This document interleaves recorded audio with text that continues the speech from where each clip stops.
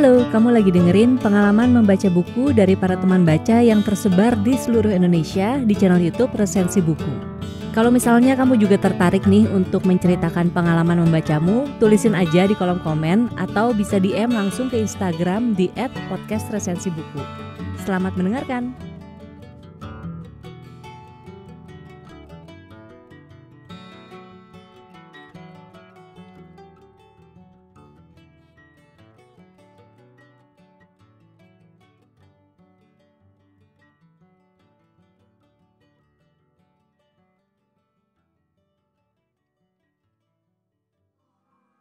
Halo teman-teman, kali ini aku mau memperkenalkan sebuah buku dari penulis favoritku, Eric Weiner. Bukunya berjudul The Socrates Express. Buku ini adalah buku filsafat.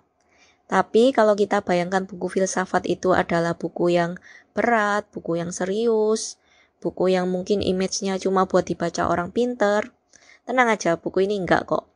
Buku ini bisa membahas filsafat dengan cara yang asik, dengan cara yang menyenangkan, gaya bahasanya ringan, bahkan lucu gitu. Banyak sisi-sisi jenaka yang ditampilkan oleh Eric Weiner sebagai penulis.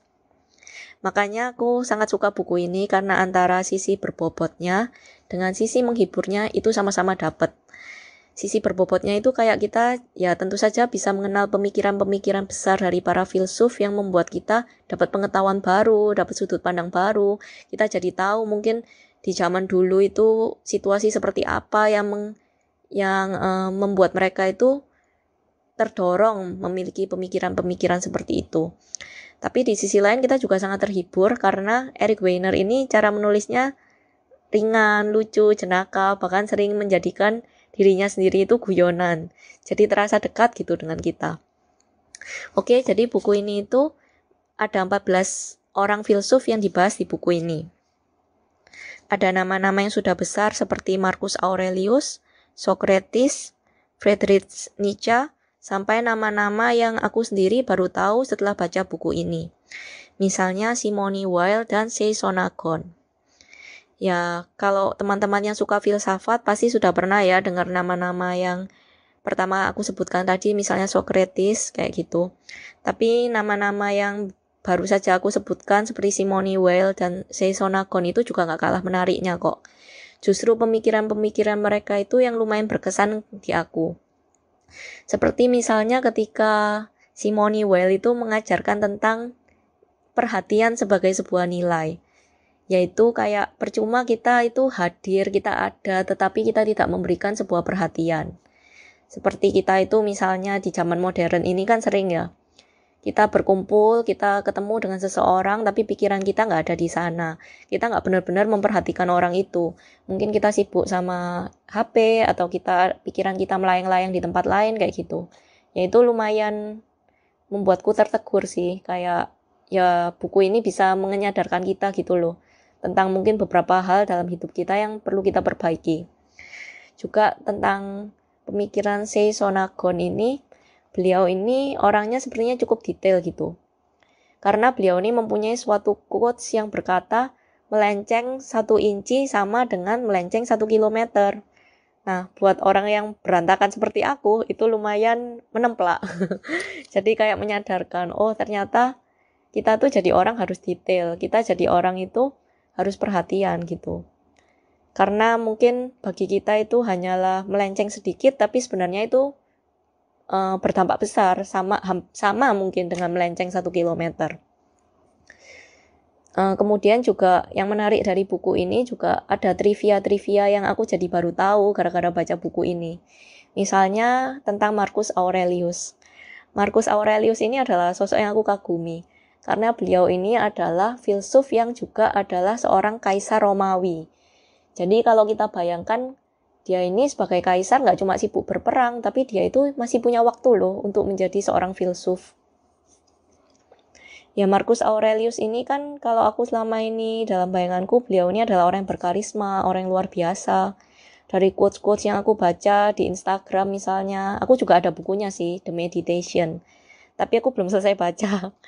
Aku malah baca yang ini dulu, bukunya Eric Weiner ya, karena lebih ringan gitu ya mungkin ya. Dan nanti aku pasti lanjutin kok bukunya Marcus Aurelius itu, semoga. Nah, lanjut kembali ke topik tadi ya. Trivia yang aku baru tahu tentang Marcus Aurelius yang di bayanganku begitu berkarisma ini adalah ternyata beliau itu suka bangun siang. Nah, jadi kayak membuat kita itu mengenal sisi manusiawi dari tokoh yang besar gitu. Kalau selama ini mungkin ada orang-orang yang sangat kita kagumi, kita anggap luar biasa, hebat, tanpa kekurangan, tapi kita begitu mengenal ada kelemahannya, yang tentu saja manusiawi gitu ya. Kita jadi bisa lebih relate gitu. Kayak mereka aja yang memiliki kelemahan ini bisa kok. Berarti kita ini juga yang masih mungkin banyak kelemahan bisa kok menilaikan nilai-nilai yang baik yang sudah diajarkan. Misalnya ya di buku ini gitu. Yang tentu saja mungkin nggak semua nilai bisa kita terapkan, tapi kita pelajari dulu gitu. Nanti kita kan saring kembali kan dengan nilai-nilai pribadi yang sudah kita anut selama ini.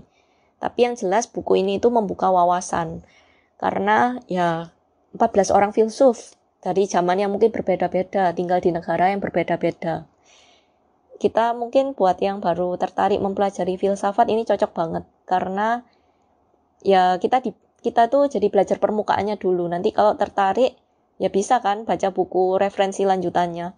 Misalnya kayak ya Seisonagon tadi itu, aku jadi tertarik untuk baca bukunya yang berjudul The Pillow Talk. Karena bukunya itu, kalau menurut pembahasan Eric Weiner, itu mungkin nggak mengajarkan suatu tema besar gitu ya. Tapi dipenuhi dengan pengamatan Simone Weil ini tentang hal sehari-hari. Tapi mencerminkan gitu loh, kayak beliau ini orangnya kayak apa, vibes-nya kayak apa itu dapat. Nah, kayak gitu. Jadi, buku ini menarik sih, bukunya Eric Weiner ini, di Socrates Express. Karena ya kita bisa dapat sudut pandang baru sekaligus terhibur dengan humor-humor yang dibawakan oleh Eric Weiner juga gitu.